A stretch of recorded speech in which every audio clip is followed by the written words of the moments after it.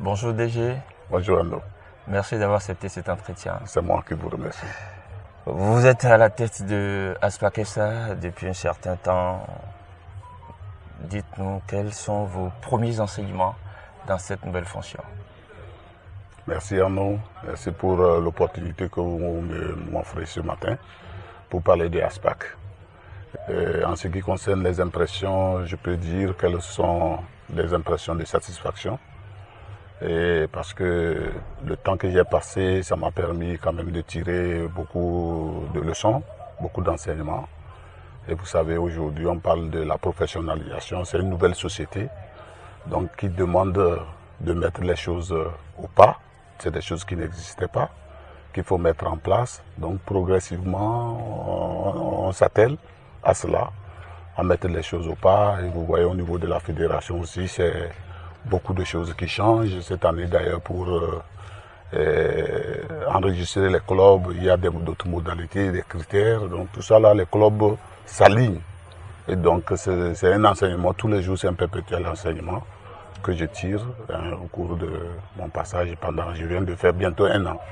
C'est plutôt des impressions de satisfaction. Alors, impression de satisfaction pour ce qui concerne cette nouvelle mission que vous êtes assigné ou que le port vous a assigné. Lorsqu'on parle du football, parce que vous avez commencé par parler de cette nouvelle disposition mise en place par la CAF pour les clubs, leur professionnalisation, le club de football de l'association sportive du port autonome de Cotonou a un nouvel encadrement technique dirigé depuis peu par Adam Fazazi. Il est également là il y a quelques semaines, je dirais mois.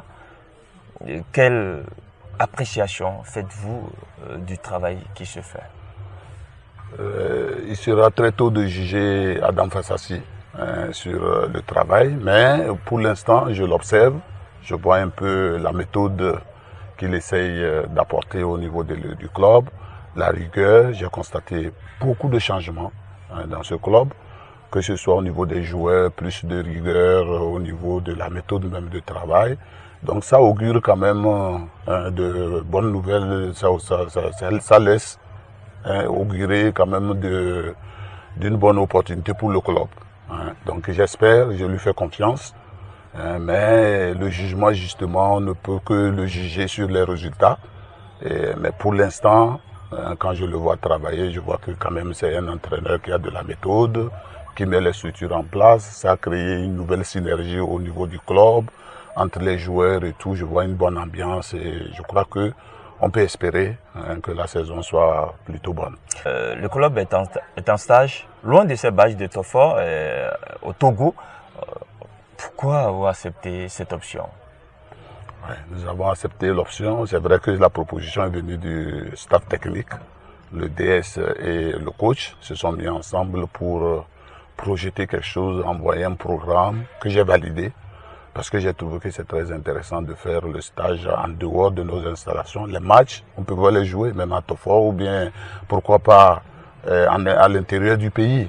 Il y a plusieurs clubs qui ont sollicité d'ailleurs jouer des matchs amicaux avec nous. Mais sortir du pays, ça crée une autre osmose.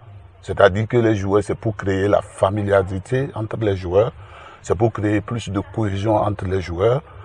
L'idée n'était pas seulement de former les joueurs, mais c'est plutôt de joindre l'utile également aussi à l'agréable, à savoir qu'ils vont découvrir d'autres horizons. Et puis souvent, le constat, moi j'ai eu à le constater dans ma vie active, lorsque vous sortez du pays, lorsque des gens, des compatriotes se rencontrent ailleurs, ils sont plus frères. Ça se manifeste beaucoup plus.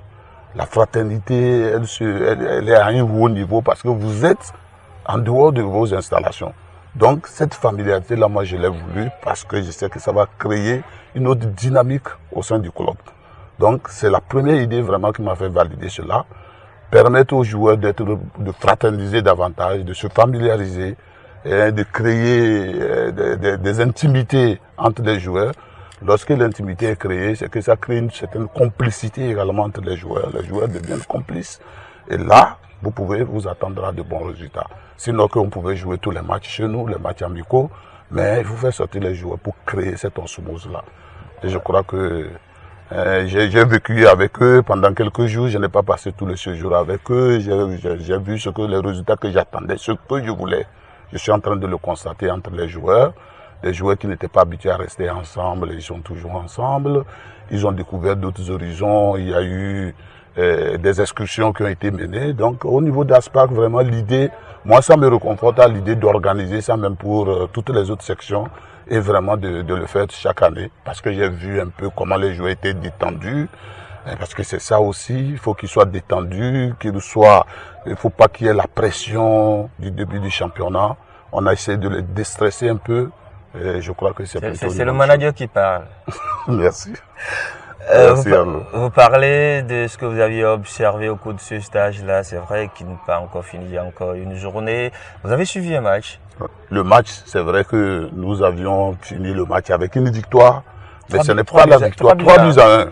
3 buts à 1, ce qui est souvent rare même au sein de notre équipe. On ne marque pas beaucoup. La saison dernière, on n'a pas beaucoup marqué. Cette année, on va à l'extérieur, on fait ce match-là. Et puis, mon équipe s'en sort plutôt bien avec 3 buts à 1. C'est encourageant. C'est un résultat très, très, très encourageant. Aspac, chaque année, depuis qu'elle est dans ce football-là, l'objectif c'est de toujours jouer le premier rôle.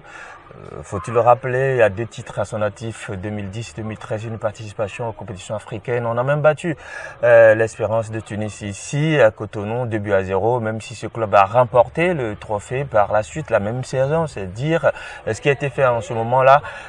L'objectif cette saison? L'objectif cette saison, c'est plutôt de redonner, bien sûr, à Aspac sa place. Parce que, vous voyez, Aspac a un nom. Aspac a un nom et tout le monde s'attend à voir Aspac évoluer et tout. Donc, c'est plutôt d'offrir vraiment du beau football de Aspac, d'abord, que quand les gens viennent suivre le match d'Aspac, qu'ils éprouvent le plaisir de regarder Aspac jouer. C'est ça notre premier objectif. Qu'on éprouve le plaisir, que Aspac ait une identité en matière de football, que vraiment on sache que voilà comment l'équipe se comporte. Donc, si vraiment on a changé de coach, c'est dans cet esprit-là d'abord, cultiver cette cohésion, montrer notre identité et puis progressivement reprendre notre place. Cela ne veut pas dire que nous ne rêvons pas, on rêve, on a d'ailleurs des ambitions, on a des ambitions pour le championnat, mais vraiment notre idéal, c'est de pouvoir prouver, montrer notre identité de jeu. Montrer aux gens que Aspac a un fond de jeu. Parce que des fois, une équipe peut ne pas jouer et gagner, mais ce n'est pas ce que nous voulons. Nous voulons que Aspac ait une identité. Lorsqu'on voit Aspac jouer, qu'on puisse vraiment éprouver du plaisir à suivre Aspac et qu'on puisse reconquérir ce public-là, qui à un moment donné est découragé, qu'on puisse reconquérir ce public-là. On peut dire que c'est l'objectif que vous avez assigné à au nouveau coach Fazazi et son staff. Oui, c'est bien ça. Alors, c'est bien ça. Mais en même temps, l'objectif final, c'est d'être quand même parmi les meilleurs. Puisque Aspac a été toujours parmi les meilleurs, c'est que Aspac doit retrouver sa place. Et donc, c'est un peu ça. Ouais. Directeur, nous sommes quasiment au terme de cet entretien. On va revenir avec d'autres. Votre mot pour conclure? Le mot pour conclure, c'est que je profite de l'occasion que vous m'offrez pour féliciter tout l'encadrement. Vous journalistes également, tous ceux qui nous accompagnent, les joueurs, les encourager et surtout les motiver, leur demander de faire le meilleur. Tout ce que nous voulons pour le club, c'est vraiment avancer. Chaque jour, poser des pas qui puissent nous permettre d'aller de l'avant, qui puissent nous permettre d'être un club professionnel. C'est ce que nous essayons de faire à la tête de ce club, mettre les structures en place, s'aligner sur les critères imposés par la FIFA, même la fédération, pouvoir être un club exemplaire, modèle. C'est ce que je demande également à mes joueurs, de donner le meilleur d'eux-mêmes au cours de ces championnats. Et nous, en tant que dirigeants, nous sommes prêts à accompagner toutes les initiatives allant dans le sens de l'amélioration. Merci, directeur général de Aspac SA. Je rappelle que vous êtes Boni Akobi.